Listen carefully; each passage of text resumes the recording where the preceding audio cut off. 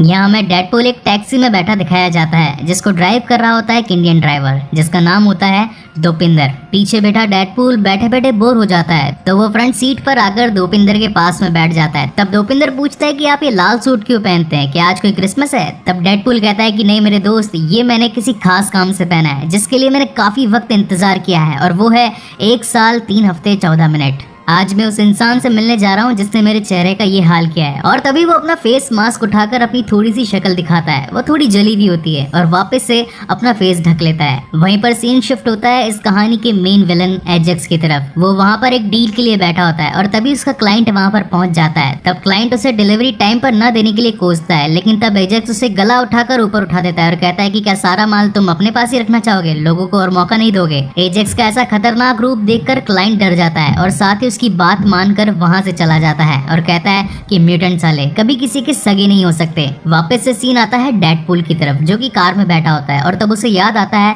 कि वो अपने गनों से भरा बैग तो घर ही भूल आया है। तो दोपिंदर कहता है कि क्या मैं गाड़ी रिवर्स घुमाऊं? तब डेडपूल कहता है कि नहीं, इतना टाइम नहीं है, मुझे आज उसे पकड़ना ही है। उसके पास में होती है 2 तलवारें और साथ ही एक बंदूक जिसके अंदर होती है सिर्फ 12 गोलियां। अपनी डेस्टिनेशन पर पहुंच जाने के बाद में डेडपूल गाड़ी रोकने के लिए कहता है। तब दोपिंदर उससे पैसे मांगता है तो डेडपूल कहता है कि भाई मेरे पास पैसे तो नहीं है लेकिन ताली जरूर है, ये ताली रख ले और मुझे जाने दे। डेडपूल वहीं ब्रिज पर बैठ जाता है और एक ड्राइंग बनाने लगता है वो किस तरीके से अपने दुश्मन को मारेगा। और तभी वहाँ पर उसके दुश्मनों की गाड़ियां आते हुए नजर आती है और तभी डेडपूल एक हीरो एंट्री की तरफ वहां से जंप मार देता है और सीधा पहुंच जाता है अपने दुश्मन की कार में और वहां मौजूद सभी लोगों को जान से मारने लगता है। और यहीं पर शुरुआत होती है इस मूवी की सबसे एपिक फाइट की, जिसके अंदर होती है डेडपूल के पास में सिर्फ 12 गोलियां और वो एक एक करके अपने दुश्मन को चुन चुन कर मारने लगता है। यहाँ पर दुश्मन के साथ ही डेडपूल का जमकर मुकाबला करने की कोशिश करते हैं, उस पर गोलियों से वार करते हैं, लेकिन डेडपूल का उन पर कुछ भी असर नहीं होता क्योंकि उसके पास में होती है सुपर हीलिंग पावर। जब भी उसे कोई गोली लगती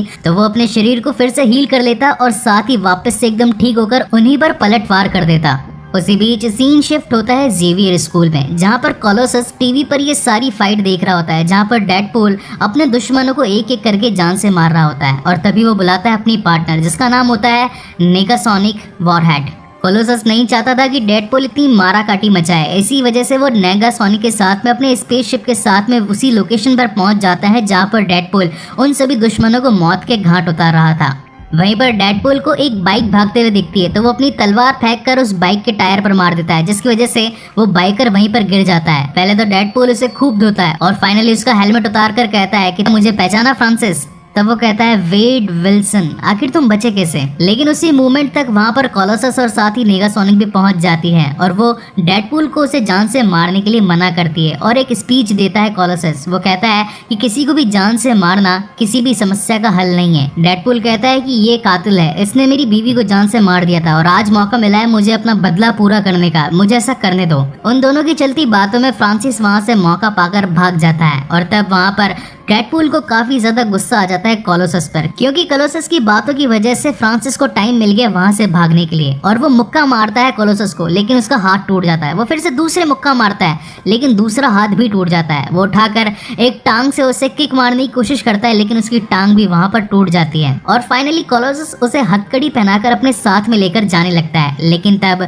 डेडपूल वहां से नहीं जाना चाहता था और वो अपनी जेब से चाकू निकालकर अपना हाथ काटने लगता है और फाइनली अपना हाथ काट कर वहां से कूद जाता है ब्रिज से और गिरता है सीधा एक कचरे के ट्रक में। वहाँ पर डेडपूल बताता है कि ये कहानी इतनी सीरियस नहीं, ये कहानी है रोमांटिक। और तभी कहानी पहुंचती है 2 साल पीछे फ्लैशबैक में, जहाँ हमें दिखाया जाता है वेड विल्सन जो कि किसी टाइम पर फौज में हुआ करता था। उसने काफी सारे कत्ल भी किए थे लेकिन उसे फौज से निकाल दिया गया और फाइनली वो अब एक सुपारी किलर बन गया था। वो लोगों की सुपारी लेता। वेड विल्सन का काम था उन लोगों की मदद करना जो कि सताए हुए थे अपने दुश्मनों से। वो उनसे पैसे लेकर सामने वाले की सुपारी लेता था। वहीं से वेड एक बार में पहुंचता है जहाँ का बार टेंडर जिसका नाम होता है वीजल वो उसी का दोस्त होता है। वेड उसे एक बेकार ड्रिंक बनाने के लिए कहता है और तभी वहाँ से एक वेटर जा रही होती है और वेड उस वेटर से कहता है कि ये ड्रिंक उस मोटे सांड को दे देना और कहना कि उस कालिया ने उसके लिए ड्रिंक भिजवाई है। और जैसे ही वो मोटा सांड उस ड्रिंक को पीता है उसे काफी ज्यादा गुस्सा आ जाता है और तभी वो उस कालिया को पीटने लगता है। उन दोनों के बीच चल रही लड़ाई को वेड बैठकर एंजॉय करने लगता है और साथ ही हमें ये भी पता चलता है कि उस बार में बैट्स भी लगा करती थी, शर्तें लगा करती थी कि आखिर आज की लड़ाई में कौन जीतेगा और कौन हारेगा। और इस गेम का नाम था डेडपूल। और तभी वहाँ पर वेनेसा नाम की एक लड़की आती है जो कि वैसे तो प्रोस्टिट्यूट होती है। वो वेड से पूछती कि क्या तुम अपना टाइम मेरे साथ गुजारना पसंद करोगे। तब वहाँ पर वेड कहता है कि मेरे पास सिर्फ $239 और 50 पैसे हैं, मुझे इसमें कितना टाइम मिलेगा। तब वहाँ पर वेनेसा कहती है कि सिर्फ पौना घंटा। दोनों के ही बीच में एक अजीब सी कन्वर्सेशन चालू होती है। दोनों ही अपने पास्ट में बीते इवेंट्स के बारे में बातचीत करने लगते हैं। कोई कहता है कि मुझे तो मार मार कर वॉशिंग मशीन के अंदर बंद कर दिया गया था, और कोई कहता है कि मुझे अलमारी के अंदर बंद कर दिया गया था। काफ़ी साल मुझे बहुत पीटा गया, मुझे छुआ गया, मुझे टच किया गया, और साथ ही मेरी लाइफ कभी अच्छी नहीं बीती। तब वेनेसा भी कहती है कि मेरी भी लाइफ कुछ ज़्यादा अच्छी नहीं बीती। और इन्हीं बातों से उन दोनों की काफ़ी अच्छी बॉन्डिंग हो जाती है। और फिर इस मूवी के अंदर हमें दिखाई जाती है उन दोनों की इंटीमेट सीन, जो चलती है पूरे 1 साल। नवंबर, दिसंबर, जनवरी और साथ ही मार्च तक बीत जाता है। ऐसा लगता है मानो जैसे दोनों एक दूसरे के लिए ही बने हों। वो दोनों एक दूसरे की कंपनी को काफ़ी एंजॉय करते हैं और साथ ही उन्हें एक दूसरे से प्यार भी हो जाता है। क्रिसमस पर वेड वेनेसा को एक कैंडी रिंग के साथ में प्रपोज करता है और कहता है कि मैं तुमसे शादी करना चाहता हूँ। और जैसे ही वो वापस उसके पास में बेड में आने लगता है, लेकिन तभी वो गिर जाता है। वेनेसा उसे हॉस्पिटल लेकर पहुंचती है और तब डॉक्टर के थ्रू उन्हें पता चलता है कि वेड के लंग्स में और साथ ही लीवर में कैंसर हो चुका है। वेनेसा ये जानकर काफी ज्यादा हैरान हो जाती है, उसे एकदम शॉक सा लग जाता है। वो डॉक्टर से कहने लगती है कि इसका कोई ना कोई तो इलाज जरूर होगा, क्योंकि मेरे चाचा जी को भी एक बार ही हुआ था, लेकिन वो ठीक भी हो गए। अपने लिए अपनी इतनी चिंता जाहिर करते हुए वेनेसा को देखना डेडपूल के लिए काफी बुरा था। उसे अब ये लगने लगा था कि वो भी एक चिंता का कारण बन गया है। दोनों वापस घर आ जाते हैं। वेड वेनेसा को बताता है कि मेरे पास अब ज्यादा पैसे भी नहीं है, और साथ ही ना ही घर चलाने के लिए और ना ही अपना जीवन जीने के लिए। तब वेनेसा कहती है कि इस प्रॉब्लम का हम साथ में मिलकर सॉल्यूशन निकाल सकते हैं, प्लीज तुम हताश मत हो, अपनी आशा मत हारो। लेकिन डेडपूल यानी कि वेड विल्सन ये जानता था कि अगर मैं यहाँ पर रहूंगा तो मैं एक बर्डन बनकर जीऊंगा वेनेसा पर, और इसीलिए वो घर से निकल जाता है और सीधा पहुंचता है अपने दोस्त विजल के पास में। और तभी वीजल उसे बताता है कि कोने में बैठा एक काले सूट में शख्स तुम्हारा इंतजार कर रहा था, उसके पास जाओ, क्या पता शायद वो तुम्हारी इस काम में मदद कर दे। वेड उसके पास जाता है और तभी वो इंसान अपने आप को रिक्रूटर बताता है। रिक्रूटर कहता है कि हमें पता है कि आपके शरीर में कैंसर है और आप जल्द ही मरने वाले हैं, लेकिन हमारे पास में एक ऐसी दवा है जिससे कि आपका वो कैंसर भी हट जाएगा और साथ ही आपके शरीर में एक सुपर ह्यूमन स्ट्रेंथ आ जाएगी, आप काफी ज्यादा शक्तिशाली हो जाएंगे और साथ ही जिंदगी में आपको कोई बीमारी भी नहीं होगी। हम एक ऐसा सुपर सोल्जर प्रोग्राम बनाना चाहते हैं जिसके अंदर हमें सैनिकों की जरूरत है, अगर आप उसमें शामिल होंगे तो हमें काफी खुशी होगी। वेड को ये सारी बातें फिजूल की लगने लगती है और तभी वो वहां से चला जाता है, लेकिन उसका कार्ड अपनी जेब में रख लेता है। वेड काफी परेशान होता है, उसे पता था कि वो अभी इस टाइम फाइनेंशियल कंडीशन से गुजर रहा है, उसकी अभी फाइनेंशियल कंडीशन बहुत ही ज्यादा खराब है, उसे वेनेसा को भी सपोर्ट करना है और फाइनली वो अपने आप को चेंज करने के लिए उनके पास में चला ही जाता है। वेड को स्ट्रेचर पर लेटाकर उसे एक लैब में लेकर जाता है, जहाँ पर हमें इस कहानी के 2 मेन कैरेक्टर्स दिखाए जाते हैं,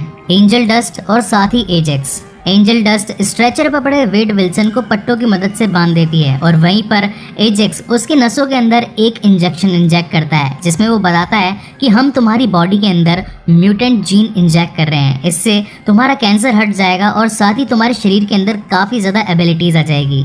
एजेक्स बताता है कि म्यूटेंट पावर हर किसी में नहीं आ पाती, कभी कभार ये एक्सपेरिमेंट फेल भी हो जाते हैं, लेकिन इस एक्सपेरिमेंट को पूरी तरीके से सक्सेसफुल बनाने के लिए हमें उसके शरीर को काफ़ी दर्द देना पड़ता है, हमें प्रोजेक्ट को उसके दर्द की अंतिम सीमा तक ले जाना पड़ता है। उसके लिए एजेक्स उसे कई बार मारता है, साथ ही उसे इलेक्ट्रिक शॉक देता है, उसे बर्फ के पानी में भी सुला देता है, जिससे कि उसके शरीर को असीम दर्द हो। और एक मोमेंट ऐसा है जब वो अपने शरीर की हीलिंग पावर जनरेट करने के लिए अपने म्यूटेंट जीन्स को एक्टिवेट कर दे और फाइनली एक म्यूटेंट बन जाए, लेकिन ऐसा हो नहीं पा रहा था। अगले सीन में हमें दिखाया जाता है कि वेड अपने पास ही पड़े एक पेशेंट के साथ में बातें करने लगता है। तब वहां पर वो उसे बताता है कि ये लोग बहुत ही ज्यादा जालिम हैं, लेकिन उसी मोमेंट पर वहां पहुंच जाता है एजेक्स और वो कहता है कि तुम अभी तक म्यूटेंट नहीं बने, लेकिन आज मैं तुम्हारे साथ में एक ऐसा एक्सपेरिमेंट परफॉर्म करने वाला हूं जिससे तुम फाइनली म्यूटेंट बनी जाओगे, और अगर म्यूटेंट नहीं बने तो जान से मारे जाओगे। तब वहां पर वेड उसे उसके नाम से बुलाता है, वो कहता है कि तुम्हारा नाम फ्रांसिस है, मैंने तुम्हारे कोट पर चिपके इस नाम को एक बार चुरा लिया था और तभी मुझे पता चला कि तुम्हारा नाम फ्रांसिस है।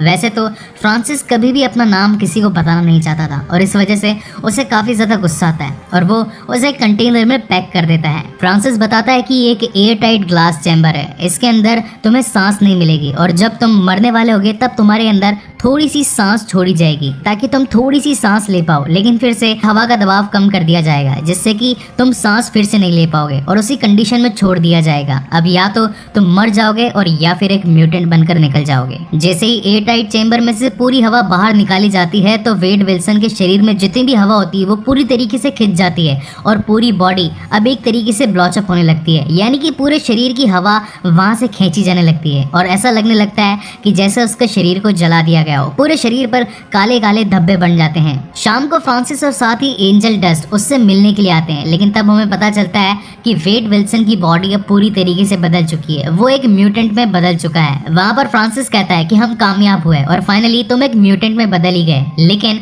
अब मैं तुम्हारे ऊपर ये एक्सपेरिमेंट फिर से परफॉर्म करने वाला हूँ। इसीलिए नहीं क्योंकि इसकी जरूरत है, बल्कि इसीलिए क्योंकि मुझे तुम पसंद नहीं हो। और इसी वजह से वहां पर एंजल डस्ट फिर से उसके गले का पट्टा लगाने लगती है, लेकिन तब वेड उसे अपने सर से एक टक्कर मारता है और उसे वहां से हटा देता है। इस बात से एंजल को काफी गुस्सा आता है, लेकिन तब वहां पर फ्रांसिस उसके एयर टाइट चेंबर को बंद कर देता है और उसे वहीं पर मरने के लिए छोड़ देता है। लेकिन थोड़ी ही देर में हमें पता चलता है कि जब वेड ने उसे टक्कर मारी थी तो उसके मुंह से उसने उसकी एक माचिस निकाल ली थी जो कि वो हमेशा चबाया करती थी। वो माचिस को अपने मुंह से फेंक कर अपने हाथ में कैच करता है और साथ ही अपने नाखून से उस रोगन को स्क्रैच करने लगता है और जैसे ही वो माचिस जल जाती है वो उसे उस चेंबर के एयर वेंट में फेंक देता है। एयर वेंट में फेंक देने की वजह से उसके अंदर जो एयर पास हो रही होती है वो उस आग को भी उस पूरे मशीन के अंदर फ्लोट करने लगती है और तभी वहां पर एक जोरदार का ब्लास्ट हो जाता है। जब फ्रांसिस नीचे आकर देखता है कि यहाँ पूरे लैब में आग लग गई है, लेकिन तब तक वेड वहां से जाग चुका था। वेड अपने चेंबर से निकल चुका था। वो उसे ढूंढने के लिए अपने हाथ में औजार देता है, लेकिन तब तक वेड उसके सामने खड़ा होता है और फिर हमें दिखाया जाता है वेड का असली शरीर, उसका पूरा रूप जो कि वो पूरी तरीके से जल चुका था। और वहीं पर उन दोनों के बीच में शुरू होती है एक शानदार आइकॉनिक बैटल। दोनों ही आपस में एक दूसरे को मारने लगते हैं, लेकिन फ्रांसिस काफी ज्यादा ताकतवर था, उसके शरीर पर असर ही नहीं होता था किसी भी वार का। इसी वजह से वो वेड पर भारी पड़ता है और तभी वो एक बड़ा सा सरिया उठाता है और वेड के सीने के आर पार कर देता है और साथ ही अपनी शक्ति से उस सरिये को मोड़ भी देता है जिससे कि वेड वहां से निकल ना पाए और वो पूरा का पूरा लैब आग में जलकर वहीं पर ध्वस्त हो जाता है। अगले दिन जब पूरी आग वहां पर शांत होती है तब वहां पर हील हुआ वेड वहां से जागता है। उसका शरीर बिल्कुल नए जैसा बन चुका होता है। उसके शरीर के अंदर जो सरिया घुसा था वो भी पूरी तरीके से ठीक हो चुका था और वो सीधा मिलने के लिए जाता है वेनेसा से। जब वो वेनेसा के पास में उसका पीछा करता है तब वहां पर लोग उसे काफी बुरी नजरों से घूरने लगते हैं, उसे देखते हैं, उसे बोलते हैं कि ये कितना बदसूरत दिखता है, ये कितना गंदा है। इन बातों से वेड काफी हर्ट होता है और जब वेनेसा का पीछा करते हुए वो उसके दरवाजे तक पहुंचता है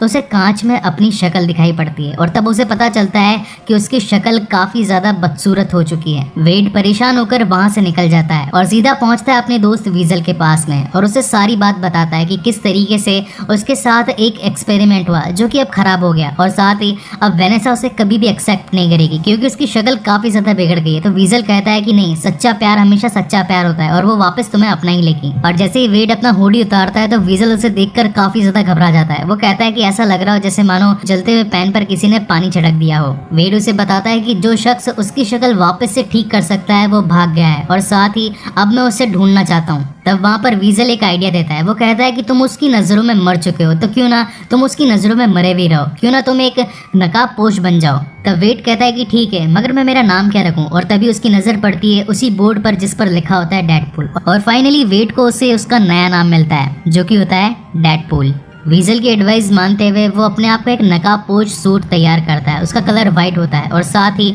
अब वो अपनी वॉल पर उन सभी कातिलों की फोटो भी लगा देता है जिससे उसे मारना होता है क्योंकि ये वही कातिल थे जो कि इस लैब में हमेशा साथ देते थे फ्रांसिस का। और फाइनली डेडपूल ये डिसाइड करता है कि वो एक एक करके सबके पास जाएगा और उनसे फ्रांसिस की लोकेशन का पता मांगेगा और अगर किसी ने जवाब नहीं दिया तो वो उन्हें वहीं पर टपका देगा। वो फ्रांसिस तक पहुंचने के लिए उसके गैंग मेंबर्स का पूरे 1 साल तक पता लगाता है, हर एक को ढूंढता है, चुनता है और मारने से पहले सिर्फ और सिर्फ एक ही क्वेश्चन पूछता है कि फ्रांसिस कहाँ है। जो जवाब दे पाता तो ठीक, जो जवाब नहीं दे पाता वो उसे वहीं पर जान से मार दिया करता था। लेकिन बहुत कोशिश करने के बाद भी, काफी लोगों को जान से मारने के बाद भी वो अपने मकसद में कामयाब नहीं हो पा रहा था क्योंकि उसे कहीं पर भी फ्रांसिस का कोई पता नहीं लग पा रहा था। एक दिन जब डेडपूल लॉन्ड्री में पहुंचता है अपने सूट को धोने के लिए तब वहाँ पर उस पर खून के धब्बे पड़े होते हैं। तो वो उन खून के धब्बों को घसकर मिटा रहा होता है, लेकिन तभी वहाँ पर एक ब्लाइंड लेडी खड़ी होती है और वो कहती है कि अगर कपड़ों पर खून के दाग लगे हों तो उन्हें नींबू और सोडे की मदद मदद से हटाया जा सकता है। और अगर फिर भी खून के दाग ना मिटे तो फिर लाल कपड़े पहनने शुरू कर देने चाहिए, क्योंकि लाल कपड़ों में खून इतना इजीली दिखता नहीं है। और उसी एडवाइस के चलते फाइनली डेडपूल अपना वही आइकॉनिक रेड कॉस्ट्यूम बना ही लेता है। काफी मशक्कत के बाद में फाइनली डेडपूल रिक्रूटर को ढूंढ ही लेता है और उससे फ्रांसिस का पता पूछता है। और इन्फॉर्मेशन मिलने के बाद में ये सीन वहीं पर शिफ्ट होता है जहाँ पर डेडपूल टैक्सी में बैठा होता है डोपिंदर के साथ में। इसके बाद में कहानी वहीं से शुरू होती है जहाँ पर डेडपूल उस कचरे के ट्रक में गिर गया था। वो वहाँ से निकलकर एक घर में पहुँचता है और वो घर उसी ब्लाइंड लेडी का होता है जो उसे 1 साल पहले उस लॉन्ड्री में मिली थी। वो ब्लाइंड लेडी वहाँ पर अकेली रहा करती थी। जब वो घर पहुँचता है तो ब्लाइंड लेडी उससे पूछती कि क्या हुआ, आज तुम्हारा मूड कुछ खराब लग रहा है। तब वहाँ पर डेडपूल कहता है कि मैं 1 साल से एक कमीने को पकड़ने में लगा था, आज वो मुझे मिला लेकिन वो मेरे हाथ से निकल गया, लेकिन मैं अब उसे अपने हाथ से जाने नहीं दूंगा, मैं फिर से उसे पकड़ूंगा और जान से मार दूंगा। और तभी में दिखाया जाता है कि डेडपूल ने अपना जो हाथ काट दिया था कोलोसस के टाइम पर वो फिर से उगने लगा है। डेडपूल के रीजनरेटिव जीन्स की मदद से वो हाथ फिर से नया उगने लगता है। वहीं दूसरे सीन में फ्रांसिस एक लैब में पहुंचता है। ये वही लैब होती है जहाँ पर वो म्यूटेंट्स को बनाते और साथ ही अमीर लोगों के हाथों बेच देते, जिनसे वो अपनी जो मनमानी करवाते। जब वो वहाँ पर पहुंचता है तो उसके शरीर में उस तलवार का घाव होता है, तो वो एंजल डस्ट को अपने घाव को सीने के लिए कहता है और तभी वहाँ पर एंजल डस्ट उसके घाव को सीने लगती है। तब वहाँ पर फ्रांसिस बताता है कि अगर मेरे अंदर भी उसकी जैसी पावर होती रीजनरेटिव वाली तो मेरे घाव भी ऑटोमेटिक भर जाते, मुझे कोई भी चोट लगने पर मेरा शरीर फिर से नया जैसा हो जाता, लेकिन कोई बात नहीं, मैं उसे पकड़कर मार दूंगा। तब एंजल डस्ट पूछती कि आखिर तुम किसके बारे में बात कर रही हो। तब वहाँ पर फ्रांसिस बताता है कि हमारा एक पुराना दुश्मन जिसका नाम था वेड विल्सन, जिसे हमने एक म्यूटेंट में तब्दील किया था। मुझे तो लगा था कि वो मर गया, लेकिन वो अभी भी जिंदा है और वो पड़ा है हमारे पीछे। हमें रिस्क नहीं लेना चाहिए और जितना जल्दी हो सके उसे पकड़कर जान से मार देना चाहिए। फ्रांसिस वेड को ढूंढने के लिए वीजल के बाहर पहुंचता है और उससे पूछता है कि क्या तुम वेड विल्सन को जानते हो। तब वहाँ पर वीजल कहता है कि नहीं, मैं ऐसे किसी नाम के इंसान को नहीं जानता। लेकिन उसी मोमेंट पर एंजल डस्ट को उसके बार में लगी पीछे एक फोटो नजर आ जाती है जिसके अंदर होते हैं वेड विल्सन और साथ ही उसकी गर्लफ्रेंड वेनेसा। एंजल डस्ट कहती है कि हो ना हो लेकिन मैंने शायद कहीं वेनेसा को जरूर देखा है, और वो दोनों वहां से निकल जाते हैं। सेम टाइम वीजल कॉल लगाता है वेड को और बताता है कि तेरे ससुराल वाले आए थे तुझे ढूंढने के लिए, अगर उनके हाथ लग गया तो जान से मारा जाएगा। वेड को जब ये बात पता चलती है कि उसके पीछे फ्रांसिस और एंजल डस्ट और साथ ही उसकी पूरी टीम लगी है तो वो गुस्से से पागल हो जाता है और तभी वो वीजल के साथ में उसी क्लब में पहुंचता है जहां पर वेनेसा डांस किया करती थी। जब वेड अपने सामने वेनेसा को पाता है तो उससे बात करने के लिए आगे बढ़ता है, लेकिन तब उसे याद आता है कि उसका हुलिया काफी ज्यादा बिगड़ा हुआ है और जैसे ही वेनेसा उसे देखेगी तो घबरा जाएगी। इसी वजह से वेड वहां से निकल जाता है और वॉशरूम में चला जाता है और अपने आप की हिम्मत जुटाने लगता है कि उसे वेनेसा से बात करनी ही पड़ेगी, उसे सच बताना ही पड़ेगा कि आखिर उसके साथ में क्या बीता। वहीं दूसरी ओर वेनेसा के पास में एक आदमी आता है और कहता है कि होटल के बाहर तुम्हारा कोई इंतजार कर रहा है, हो सकता है वो शायद तुम्हारा बॉयफ्रेंड हो। और उसी मोमेंट पर वेनेसा वहां से बाहर निकल जाती है। उसे लगता है कि वेड फिर से आ गया है उससे मिलने के लिए और वो उसी उम्मीद में उसके पास मिलने जाती है, लेकिन तब हमें पता चलता है कि वो वेड नहीं बल्कि फ्रांसिस आया होता है वेनेसा को उठाने के लिए। वॉशरूम से जैसे ही वेड वापस आता है तो वो वीजल से पूछता है कि क्या तुमने वेनेसा को देखा। तब वो कहता है कि वेनेसा जस्ट अभी यहाँ से बाहर निकली थी, लेकिन जब तक वेड वहाँ पर पहुँचता फ्रांसिस के लोग वेनेसा को लेकर वहाँ से निकल चुके थे। इस बात से वेड काफी बौखला जाता है और गुस्से में अपने घर आता है और घर की चीजों पर अपना गुस्सा उतारने लगता है, लेकिन तभी उसे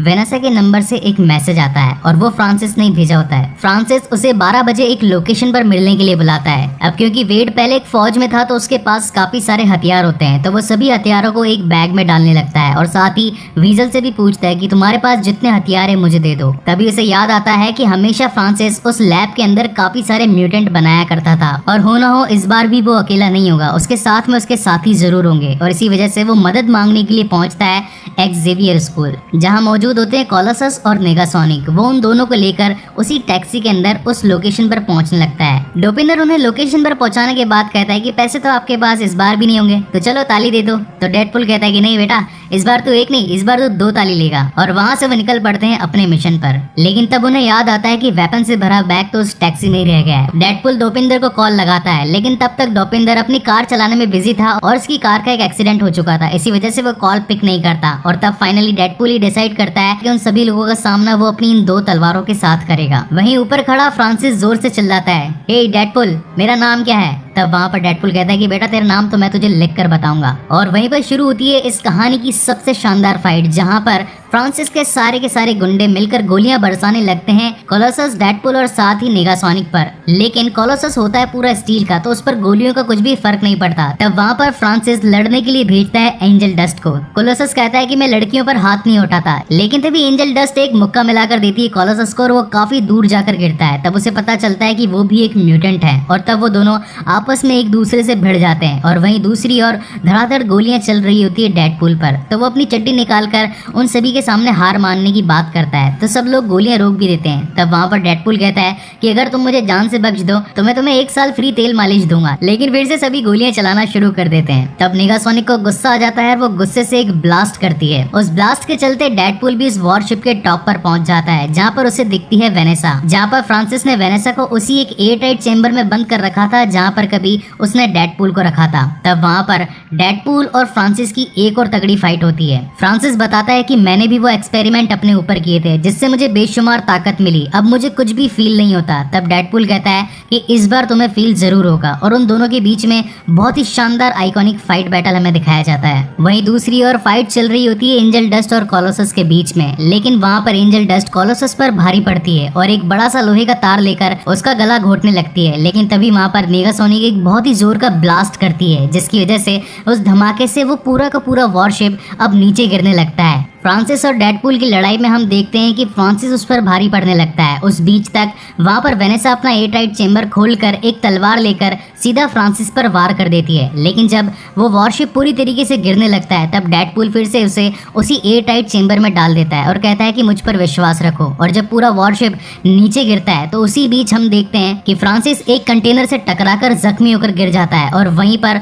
वो पूरा एयरटाइट चेंबर और साथ ही डेडपूल भी जमीन पर गिर जाते हैं। लेकिन तभी वहाँ पर कोलोसस आता है और वेनेसा को बचा लेता है। तभी वहाँ पर डेडपूल भी खड़ा हो जाता है, लेकिन उसी मोमेंट पर डेडपूल से लड़ने के लिए वहाँ पर फ्रांसिस भी आ जाता है। लेकिन इस बार डेडपूल फ्रांसिस को नहीं छोड़ने वाला था, वो उस पर धड़ाधड़ मुक्कों की बरसात करता है और उसे जान से मारने ही वाला होता है। लेकिन उसी मोमेंट पर कोलोसस वहाँ पहुँच जाता है और एक स्पीच देने लगता है और वो कहता है कि तुम एक सुपर हीरो हो और एक सुपर हीरो को कभी भी किसी की जान नहीं लेनी चाहिए, उसे मौका देना चाहिए सामने वाले को और ये सब कुछ कानून के ऊपर छोड़ देना चाहिए। लेकिन डेडपूल तो डेडपूल है और वो तभी बंदूक निकालता है और एक हेडशॉट लगा देता है फ्रांसिस के और उसी मोमेंट पर कोलोसस को उल्टी भी आ जाती है। उसी मोमेंट पर वेनेसा पीछे से आती है और उससे बात करने लगती है, पूछती है कि आखिर तुम 1 साल से कहां पर थे। तब वेड उसे समझाने की कोशिश करता है कि उन कमीनों ने मुझ पर काफी सारे एक्सपेरिमेंट किए, अब मैं वो नहीं रहा जो मैं पहले हुआ करता था। तब वहां पर वेनेसा कहती कि नहीं, मैं फिर भी तुम्हें देखना चाहती हूँ। वो जैसे ही उसका मास्क उतारती है तब वहां पर वुल्वरीन का एक और पोस्टर लगा हुआ होता है। तब वहां पर वेनेसा कहती है कि तुम इसे हटाओ, मैं तुम्हारा रियल फेस देखना चाहती हूँ। वेड कहता है कि नहीं, तुम शायद नहीं देख पाओगे। तब वहाँ पर वेनेसा उसे फोर्स करती है और फाइनली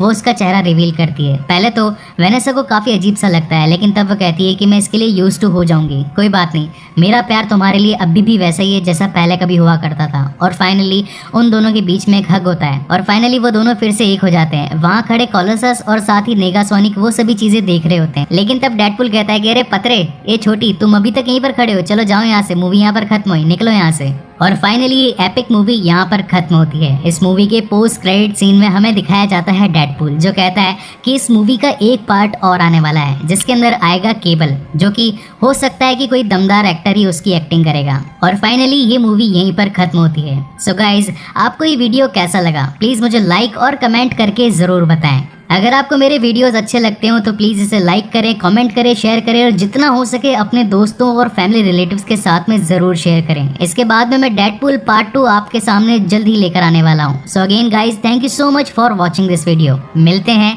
अगले वीडियो में।